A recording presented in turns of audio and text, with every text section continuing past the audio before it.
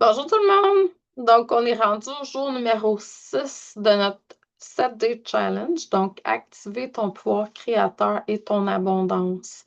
Donc, on a vu plusieurs dimensions de notre potentiel, hein. On a vu notre puissance intérieure, les croyances qui nous limitent, le pouvoir de notre esprit, les défis qui nous font grandir. Hier, on a vu que notre intuition et notre sagesse intérieure avaient un gros impact sur nous. Donc, aujourd'hui, on va aller explorer une question qui est importante. Que se passerait-il lorsque nous commençons à révéler davantage notre potentiel? Nous devenons davantage créateurs de notre vie, tout simplement. Vous créez déjà votre réalité. Que vous en soyez conscient ou non, vous créez déjà.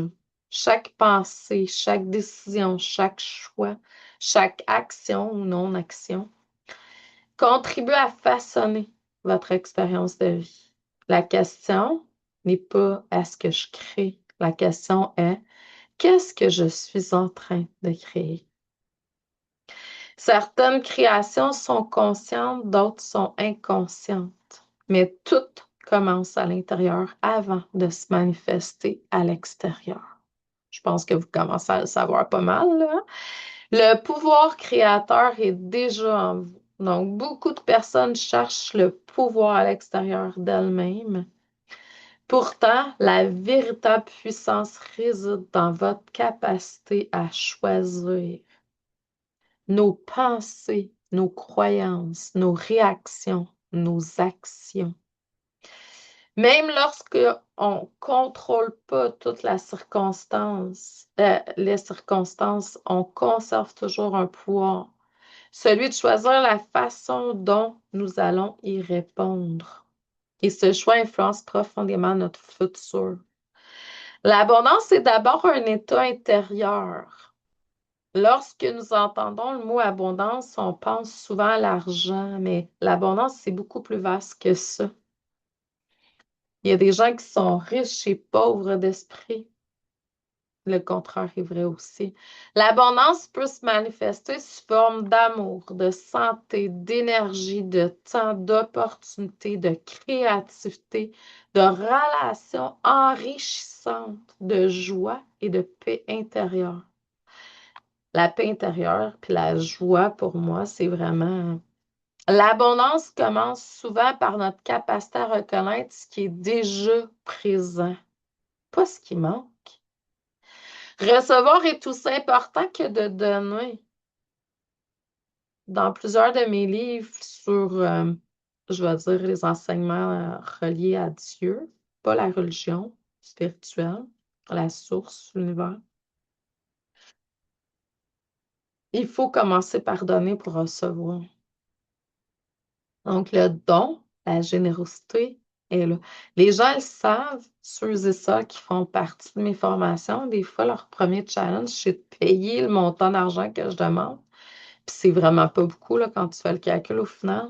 Pourquoi? Parce que je suis extrêmement généreuse.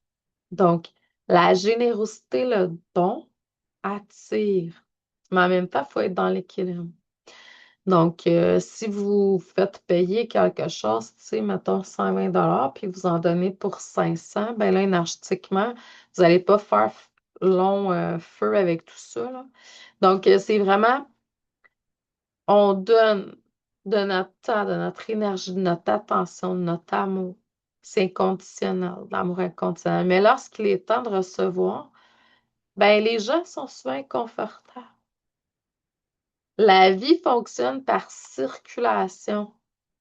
Respirer consiste à je reçois, je redonne.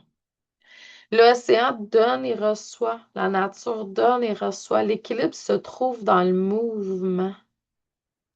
Recevoir n'est pas de l'égoïsme. Recevoir, c'est une ouverture. Votre vision influence votre création. Imaginez deux personnes. L'une croit que c'est possible, puis l'autre que c'est difficile.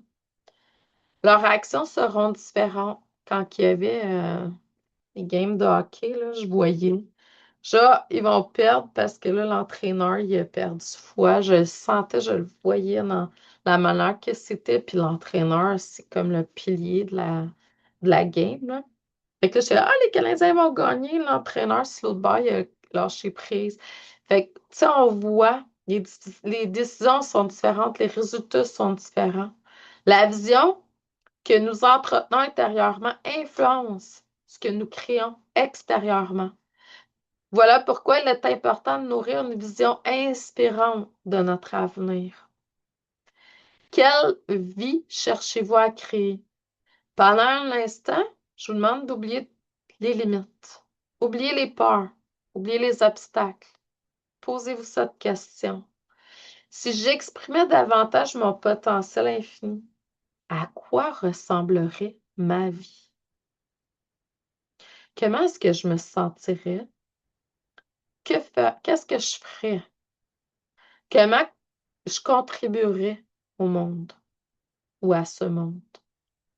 Quelle serait ma relation avec l'abondance? Il n'y a aucune limite, là. Donc, je vais te demander de prendre quelques minutes, de faire un petit peu de journaling aujourd'hui. Dans un monde idéal, je créerais, finis la phrase. Je suis prête à recevoir davantage de, finis la phrase. Puis la prochaine étape que je veux poser pour créer cette réalité est, finis la phrase. Je vais te demander de venir partager dans le groupe si le cœur t'en dit. Quelle est la plus belle chose que tu souhaites créer ou manifester dans ta vie au cours des prochaines années? Puis demain, ça va être la rencontre finale.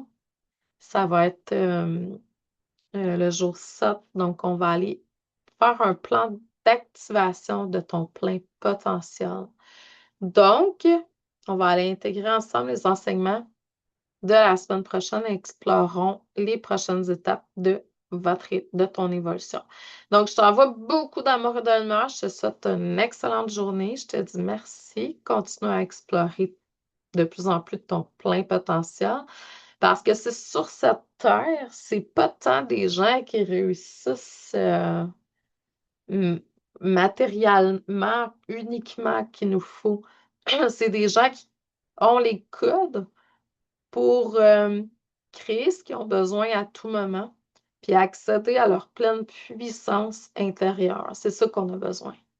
Je vous envoie beaucoup d'amour et de lumière. Je vous dis merci, puis à demain. Je vous aime.